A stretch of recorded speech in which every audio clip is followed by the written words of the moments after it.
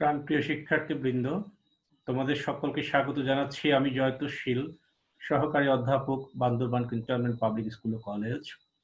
আজকে আমি একাদশ শ্রেণীর শিক্ষার্থীদেরকে জীববিজ্ঞান বিষয়ে প্রথম পত্রের অধ্যায় 1 থেকে সেল এন্ড ইটস স্ট্রাকচারের অন্তর্গত সাইটোপ্লাজম এন্ড অর্গানেলিস অর্থাৎ সাইটোপ্লাজম ও অঙ্গাণু, সাইটোপ্লাজমীয় অঙ্গাণু কিংবা কোষীয় অঙ্গাণু লেকচার 7 এই বিষয়ে আলোচনা করব।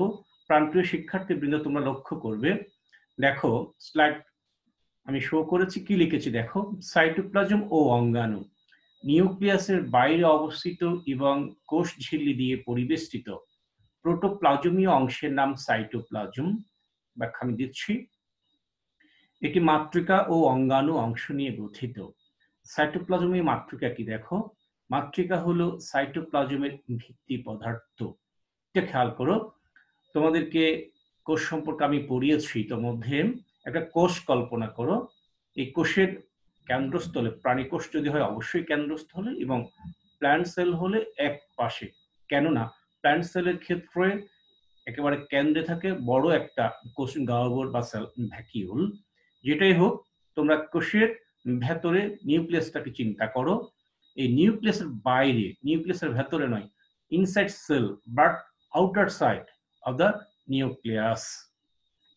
নিউক্লিয়াসের বাইরে অবস্থিত এবং কোষ ঝিল্লি দিয়ে পরিবেষ্টিত। অর্থাৎ একটা কোষ, স্বাভাবিকভাবে কোষের একটা ঝিল্লি থাকবে, এটা প্ল্যান্ট সেল হোক, এনিম্যাল সেল হোক। প্ল্যান্ট সেল হলে কোষ ঝিল্লির বাইরে একটা সেল ওয়াল বা কোষ প্রাচীরও থাকে।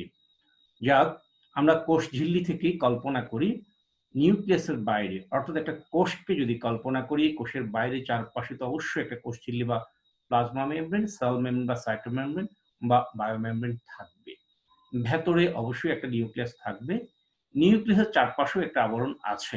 এই নিউক্লিয়াসের বাইরে আবার কোষ ঝিল্লির ভেতরে, অর্থাৎ নিউক্লিয়াসের বাইরে অবস্থিত এবং কোষ ঝিল্লি দিয়ে পরিবেষ্টিত প্রোটোপ্লাজমীয় অংশের নাম সাইটোপ্লাজম। যখনই প্রোটোপ্লাজমীয় কথাটা বলবে তখন তোমরা বুঝে নেবে এটা সজীব। কোষে প্রোটোপ্লাজমীয় অংশ আছে, অপ্রোটোপ্লাজমীয় অংশও আছে। প্রোটোপ্লাজমীয় অংশ বললে সাধারণত সজীব গঠনকে বোঝানো হয়, আর অপ্রোটোপ্লাজমীয় অংশ বললে যেটাকে বোঝানো হয় সেটি হচ্ছে নির্জীব। সেখানে রয়েছে জড় পদার্থ, সঞ্চিত পদার্থ, বর্জ্য উপাদান, এই ধরনের উপাদানগুলো থাকে। তো যাই হোক, আমি আরেকবার বলছি, সাইটোপ্লাজম ও অঙ্গাণু পড়াতে গিয়ে সাইটোপ্লাজমটা কি বলছি একটু দেখো। নিউক্লিয়াসের বাইরে অবস্থিত এবং কোষ ঝিল্লি দিয়ে পরিবেষ্টিত প্রোটোপ্লাজমীয় অংশের নাম সাইটোপ্লাজম। এখানে কি আছে? এখানে থাকে মাতৃকা এবং অঙ্গাণু। এটি মাতৃকা ও অঙ্গাণু অংশ নিয়ে গঠিত। মাতৃকা কি? ইংরেজিতে বলা হয় ম্যাট্রিক্স। এখন আমরা কেন মাতৃকা বলবো, এর আগে একবার আমি ব্যাখ্যা দিয়েছি, আরো একবার দিচ্ছি। মাতৃকা, এখান থেকে ত্রিকা শব্দটা মনে মনে বাদ রেখে মা শব্দটা পড়ো। ইয়েস, মা। কেন মায়ের সাথে কল্পনা করা হয়েছে, কেন মায়ের সাথে তুলনা করা হয়েছে? একটু লক্ষ্য করবে প্রিয় শিক্ষার্থীবৃন্দ, মা আমাদেরকে গর্ভে ধারণ করেছেন। তিনি গর্ভধাত্রী, জন্মদাতা, জন্মধাত্রী, জন্মদাত্রী মা। তো এই মা অর্থাৎ এমন উপাদান যেটা অঙ্গাণুগুলোকে ধারণ করে, যেটা অঙ্গাণুগুলোকে ধারণ করে। এটা ভিত্তি পদার্থের অভ্যন্তরেই সাইটোপ্লাজমিক অর্গানেলিস অর্থাৎ সাইটোপ্লাজমীয় অঙ্গাণুগুলো থাকবে। এই যে জলীয় উপাদান যেটা, এর মধ্যে সাইটোপ্লাজমীয় অঙ্গাণুগুলো যেমন ক্লোরোপ্লাস্ট হতে পারে, মাইটোকন্ড্রিয়া হতে পারে, রাইবোজোম, লাইসোজোম, এন্ডোপ্লাজম রেটিকুলাম, এই যে অঙ্গাণুগুলো, অর্গানেলিসগুলো যেই গাঠনিক উপাদানের মধ্যে ছড়িয়ে ছিটিয়ে অবস্থান করে, সেটাই হলো ভিত্তি পদার্থ, সেটাই হলো মাতৃকা, সেটাই হলো ম্যাট্রিক্স, সাইটোপ্লাজমিক ম্যাট্রিক্স। যাই হোক, সাইটোপ্লাজম বলতে কি আমরা পরিষ্কার করে বুঝেছি, নিউক্লিয়াসের বাইরে অবস্থিত এবং কোষ ঝিল্লি দিয়ে পরিবেষ্টিত প্রোটোপ্লাজমীয় অংশের নাম সাইটোপ্লাজম। এখানে রয়েছে ম্যাট্রিক্স বা মাতৃকা এবং অর্গানেলিস বা অঙ্গাণু, যেটাকে সাইটোপ্লাজমিক অর্গানেলিস বা সেল অর্গানেলিসও বলা হয়। সাইটোপ্লাজমীয় মাতৃকাটা দেখো। মাতৃকা হলো সাইটোপ্লাজমের ভিত্তি পদার্থ, ধাত্র পদার্থ। এই পদার্থটা অঙ্গাণুগুলোকে ধারণ করে। দেখো ফিজিক্যাল স্ট্রাকচার, মাতৃকা হলো একটি অর্ধ তরল, ইয়েস, এটা একেবারেই পানির মতো না, একটি কনডেন্স টাইপের, দানাদার, গ্র্যানুলার, অর্ধ স্বচ্ছ, একেবারে ঈষদচ্ছ যেটা আমরা বলতে পারি, পরিপূর্ণ ক্লিয়ার না, ট্রান্সপারেন্ট না, সমধর্মী, এর ঘনত্ব সব জায়গায় মোটামুটি একই রকম, বা এদের কোয়ালিটি, রাসায়নিক যে প্রপার্টিস ইকুয়াল। কলয়েডাল তরল পদার্থ, কলয়েডাল যখন বলবে তখন তোমরা বুঝে নেবে হাইড্রোফিলিক, পানি প্রিয় পদার্থ। এরা এমন গাঠনিক উপাদান যেখানে পানি দিলে পানিটাকে সে অ্যাবজর্ব করে নিতে পারে, এটাই হলো কলয়েডাল সাবস্টেন্সেস। যাই হোক, একে মানে মাতৃকা যেটা, ম্যাট্রিক্স যেটা, সাইটোপ্লাজমিক ম্যাট্রিক্স বা সাইটোপ্লাজমের মাতৃকা যেটা, এটাকে হায়ালোপ্লাজমও বলা হয়ে থাকে। সুতরাং পরীক্ষায় যদি প্রশ্ন হয় হায়ালোপ্লাজম কি, মনে করবা, মনে রাখবা, তোমার কাছে চাওয়া হয়েছে সাইটোপ্লাজমিক ম্যাট্রিক্স বা মাতৃকা কি। বর্তমানে একে বলা হচ্ছে সাইটোসল। এইচ রারি 1965 সালে সর্বপ্রথম সাইটোসল শব্দটি ব্যবহার করেন, অর্থাৎ মাতৃকা বা ম্যাট্রিক্স, সাইটোপ্লাজমিক ম্যাট্রিক্স, হায়ালোপ্লাজম এবং সাইটোসল ইকুয়াল সেম। সাইটোপ্লাজমে দেখো প্রচুর পরিমাণে পানি এবং পানিতে দ্রবীভূত বিভিন্ন ধরনের প্রায় 36টি বিভিন্ন জৈব ও অজৈব পদার্থ, বিভিন্ন অ্যাসিড এবং এনজাইম বিদ্যমান। সাইটোপ্লাজমীয় মাতৃকার অপেক্ষাকৃত ঘন, খেয়াল করবে এখান থেকে, কম দানাদার, তুলনামূলক ঘন, ডেন্স, মোর দেন ডেন্স, কম দানাদার, বহিস্থ শক্ত অঞ্চলকে অ্যাক্টোপ্লাজম।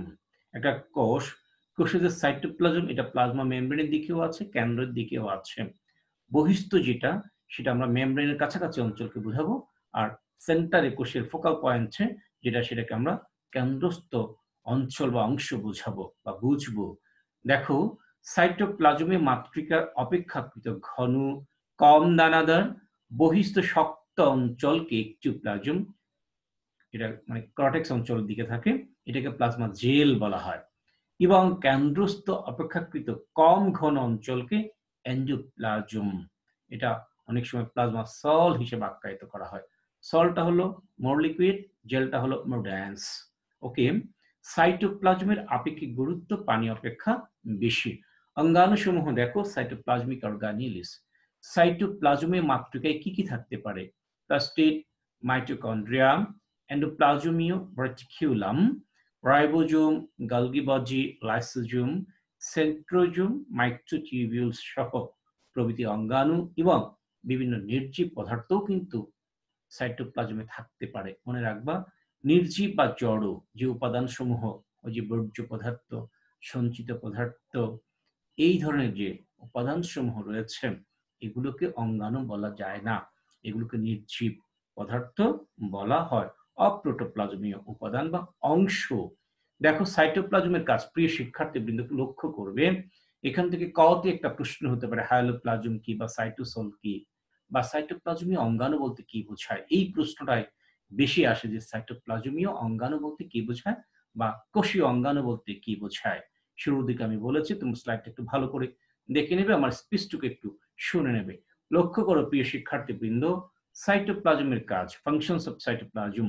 দেখো বিভিন্ন ক্ষুদ্রাঙ্গ ধারণ করা, যে কোষীয় অঙ্গাণু যাদেরকে বলছি, mitochondria, ribosome, lysosome, endoplasmic reticulum, যেটাকে সংক্ষেপে ER বলা হয়।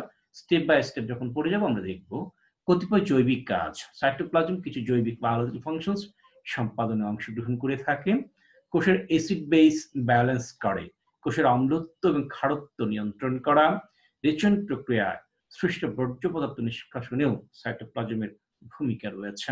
এছাড়াও পরিবেশের উত্তেজনায় সাইটোপ্লাজম কিন্তু রেসপন্স করতে পারে, সাড়া দিতে পারে বা সাড়া দিয়ে নির্দিষ্ট পরিমাণ পানি অ্যাবজর্পশন বা পরিশোষণের ক্ষেত্রে সাহায্য করে, যেহেতু এটা কলয়েডাল। আবর্তনের মাধ্যমে অঙ্গাণুগুলোকে নড়াচড়ে সাহায্য করে, মানে সাইক্লোসিস। এর আগের কোন একটা লেকচার আমি তোমাদেরকে আবর্তন বা সাইক্লোসিস সম্পর্কে পড়িয়েছিলাম, একমুখী আবর্তন, বহুমুখী আবর্তন। সেখান থেকে তোমরা অবশ্যই আবর্তন শব্দটার সাথে পরিচয় ঘটেছে, তোমাদের পরিচিত হয়েছ।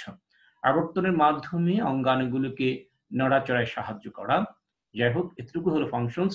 ছোট্ট একটা ফুটনোটের মতো আছে, দেখো সাইটোপ্লাজমের ভেতর গহ্বরের চারদিকে অত্যন্ত পাতলা পর্দার আকারে অবস্থিত সাইটোপ্লাজমীয় পর্দাটির নাম টনোপ্লাস্ট। এটাও কিন্তু পরীক্ষায় আসে। আমার বিশ্বাস তোমরা দশম শ্রেণীতে অর্থাৎ এসএসসি পরীক্ষা আগেই তোমরা এটা পড়ে এসছো, এটা নতুন কিছু নয়। অর্থাৎ কোষ গহ্বরের চারদিকে যে পাতলা লিনেন্থিন একটা মেমব্রেন থাকে, এই মেমব্রেনটাকে বলা হয় টনোপ্লাস্ট। আমি আরেকবার বলছি, সাইটোপ্লাজমের ভেতর কোষ গহ্বরের চারদিকে অত্যন্ত পাতলা পর্দার আকারে অবস্থিত সাইটোপ্লাজমের পর্দাটির নাম হলো টোনোপ্লাস্ট। লক্ষ্য করো প্রিয় শিক্ষার্থী বৃন্দ, সাইটোপ্লাজমের কেমিক্যাল কম্পোনেন্টস এবং তাদের নেচার দেখো। সাইটোপ্লাজমিক রাসায়নিক উপাদান ও প্রকৃতি। সাইটোপ্লাজমের রাসায়নিক উপাদানকে অজৈব এবং জৈব এই দু শ্রেণীতে ভাগ করা যায়। অজৈব উপাদানের মধ্যে প্রধান হলো পানি ও পানিতে দ্রবীভূত গ্যাস, এছাড়াও আছে বিভিন্ন খনিজ বস্তু ও আয়ন।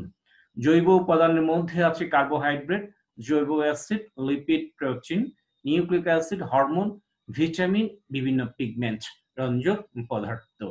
দেখো আরো কি আছে, সাইটোপ্লাজমে পানির পরিমাণ কোষ ভেদে কোষ টু কোষ, সেল টু সেল ভেরি করতে পারে 65% থেকে 96%। সাইটোপ্লাজমের প্রকৃতি অর্ধতরল, এর আগেই বলেছি। গ্র্যানুলার দানাদার, এটা হচ্ছে ঈষৎ স্বচ্ছ বা অর্ধস্বচ্ছ। সমধর্মী এবং কালয় জাল, ব্যাখ্যাগুলো আগেই দিয়েছি। উদ্ভিদ কোষের সাইটোপ্লাজমে 75% পানি, 20% শর্করা, 2% প্রোটিন, 2% খনিজ লবণ এবং 1% চর্বি, এছাড়াও ভিটামিন, পিগমেন্টস ও অন্যান্য বস্তু থাকে। প্রাণী কোষে কি থাকে দেখো, 67% পানি, 1% শর্করা ও অন্যান্য পদার্থ, প্রোটিন 15%, চর্বি 13% এবং খনিজ লবণ থাকে 4%। মেটাবলিক ফাংশনস দেখো, রোল অফ মেটাবলিজম। সাইটোপ্লাজমের ভূমিকাটা দেখো মেটাবলিজমের ক্ষেত্রে। মেটাবলিজমের বাংলা হলো বিপাক। বিপাক কি? এর আগের ক্লাসগুলোতে আমি বলেছি, আজকে আরো একবার বলছি, একটু লক্ষ্য করবে প্রিয় শিক্ষার্থীবৃন্দ। বিপাক এবং পরিপাক কিন্তু এক বিষয় নয়, পরিপাকটা একটু ভিন্ন বিষয়। তবে পরিপাকটাও বিপাক, বাট বিপাক নয়, পরিপাক।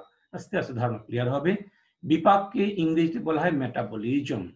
এই যে আমাদের কোষের অভ্যন্তরে সংগঠিত যাবতীয় ক্রিয়া বিক্রিয়া, এর কিছু হচ্ছে কনস্ট্রাকটিভ গঠনমূলক এবং কিছু আছে ডিস্ট্রাকটিভ ধ্বংসাত্মক। যেমন রেসপিরেশন, শ্বসন, এটা প্রাণীদেহের জন্য, জীবদেহের জন্য অত্যন্ত গুরুত্বপূর্ণ একটি বিক্রিয়া শ্বসন, বাট এটা হলো ডিস্ট্রাকটিভ। কেন? কোষের সঞ্চিত খাদ্যবস্তু রিজার্ভ ফুড ভেঙে যায়, ডাউন হয়ে দহন হয়, জারিত হয়, পুড়ে যায়। পোড়ানোর মাধ্যমে শক্তি মানে সঞ্চিত শক্তিটা, খাদ্যবস্তুর মধ্যে যে শক্তিটা সঞ্চিত ছিল সেটাকে গতি শক্তিতে পরিণত করে রূপান্তরিত করে। কি হচ্ছে? ফলে কি হচ্ছে? খাদ্যবস্তু ভাঙছে, ব্রেকডাউন, ডিস্ট্রাকটিভ, ধ্বংসাত্মক, ভাঙনমূলক এই ধরনের ক্রিয়া থাকে, বিক্রিয়া থাকে, ঘটনা থাকে, বায়োলজিক্যাল ফাংশনটাকে বলা হয় ডিস্ট্রাকটিভ। তার মানে হচ্ছে কি অপচিতিমূলক, অর্থাৎ ক্যাটাবলিজম, এটাও বিপাক। আবার কিছু আছে কনস্ট্রাকটিভ। সে প্ল্যান্ট বডিতে দেখো ফটোসিনথেসিস, সালোক সংশ্লেষণ, এর ফলে কি হচ্ছে? বরং বিভিন্ন র মেটেরিয়ালস এর প্রেজেন্সে খাদ্যবস্তু বা শর্করা বা কার্বোহাইড্রেট তৈরি হচ্ছে, প্রস্তুত, যেটা উদ্ভিদ দেহের বিভিন্ন কাজে লাগে এবং এটা সঞ্চিত হচ্ছে, জমা হচ্ছে। এটা কনস্ট্রাকটিভ, গঠনমূলক। এটা উপচিতিমূলক, এটা অ্যানাবলিজম। এই যে একদিকে অ্যানাবলিজম গঠনমূলক বা কনস্ট্রাকটিভ, আরেকদিকে ক্যাটাবলিজম অপচিতিমূলক, ডিস্ট্রাকটিভ। দু ধরনের বিক্রিয়া কিন্তু সেল ইনসাইডে সংঘটিত হয়। এগুলি হলো শারীরতাত্ত্বিক ক্রিয়া বিক্রিয়া, এগুলি হলো বিপাকীয় বিক্রিয়া। বিপাকীয়, ওই যে বিপাক যেটা বলছি, বিপাকীয় ক্রিয়া বিক্রিয়া আর কি। তার মানে কি, কোষের অভ্যন্তরে সংগঠিত গঠনমূলক এবং ধ্বংসাত্মক দু ধরনের ক্রিয়া বিক্রিয়াকে একত্রে বিপাক বলে। বিপাকের ইংরেজি শব্দ হচ্ছে মেটাবলিজম। তাহলে দেখো, বিপাক বলতে জীবদেহে সংঘটিত সব ধরনের জৈব রাসায়নিক বিক্রিয়ার যোগফলকে বোঝায়। বিপাককে গঠনমূলক বা উপচিতি এবং ধ্বংসাত্মক বা অপচিতি দু ধরনের বিক্রিয়ায় ভাগ করা হয়। যে কোনো জীবদেহে প্রতিনিয়ত বিভিন্ন বিপাকীয় ক্রিয়া বিক্রিয়া চলতে থাকে, এর অধিকাংশই সাইটোপ্লাজম নির্ভর। ওকে, বিপাকীয় ক্রিয়াগুলোর কতক সাইটোপ্লাজমে সংঘটিত হয়, কতক সাইটোপ্লাজমের অঙ্গাণুগুলোতেও সংঘটিত হয়। কিছু সাইটোপ্লাজমে ওই যে ম্যাট্রিক্স, আর কিছু সাইটোপ্লাজমিক অর্গানেলিস এর অভ্যন্তরে সংঘটিত হয়। মাইটোকন্ড্রিয়া পাওয়ার হাউস তোমরা জানো, এখানে সংঘটিত হয়। আবার শ্বসনের যে গ্লাইকোলাইসিস, এইটা কিন্তু সাইটোপ্লাজমে ঘটছে। জীবের জন্য সবচেয়ে বড় শারীরবৃত্তীয় কাজ হলো শ্বসন। শ্বসনের প্রথম পর্যায়ে তথা গ্লাইকোলাইসিস সংঘটিত হয় সাইটোপ্লাজমে। এছাড়া সাইটোপ্লাজম হলো বিভিন্ন এনজাইমের আধার। এখানে বহুমুখী বিবিধ রকমের এনজাইম রয়েছে। আর সকল ধরনের জৈবিক ক্রিয়া বিক্রিয়া নিয়ন্ত্রণ করে থাকে বিভিন্ন ধরনের এনজাইম। কাজেই পরোক্ষভাবে জীবের সকল বিপাকীয় কাজের নিয়ন্ত্রকও কিন্তু সাইটোপ্লাজম। প্রিয় শিক্ষার্থীবৃন্দ, যাই হোক, আমরা প্রোটোপ্লাজম সাইটোপ্লাজমের মধ্যে ডিফারেন্সটা একটু দেখব। লক্ষ্য করো, আমি একটা চার্ট, একটা টেবিল এখানে দিয়েছি, তোমাদের জন্য ডিজাইন করেছি, লক্ষ্য করবে। তুলনীয় বিষয়, প্রথমত সংজ্ঞা, এরপরে উপাদান, নিউক্লিয়াস এবং কাজ। প্রোটোপ্লাজমের ক্ষেত্রে দেখো, কোষের সমুদয় সজীব অংশ।